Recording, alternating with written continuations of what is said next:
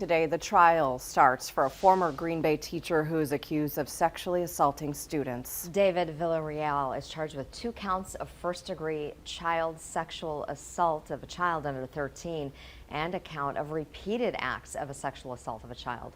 Kristen Allen is live outside the Brown County Courthouse this morning to tell us what's expected to happen in the courtroom today.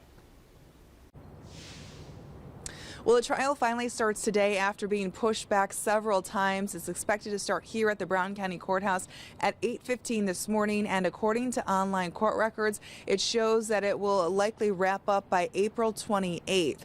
According to a criminal complaint, a 7th grade student came forward in March of 2021 and said that Villarreal touched her inappropriately every day when she was in his 2nd grade class. The student also said he gave her compliments that she didn't think were professional.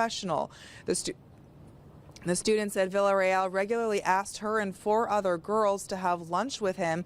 She considered it to be a privilege. They would eat in a smaller room next to the classroom, and they would get toys or candy. The student says she came forward after having nightmares about it, and when she told her friend said that Villarreal did the same thing to her.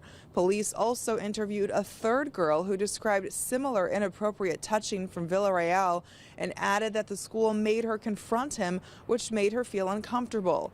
Villarreal denies the allegations and says he can't explain why 3 girls would make these accusations against him. Before formal charges were filed, the Green Bay Area Public School District confirmed Villarreal was put on leave after his arrest. He taught at Baird Elementary School for 7 years. Each charge he's facing carries 40 to 60 years in prison if convicted.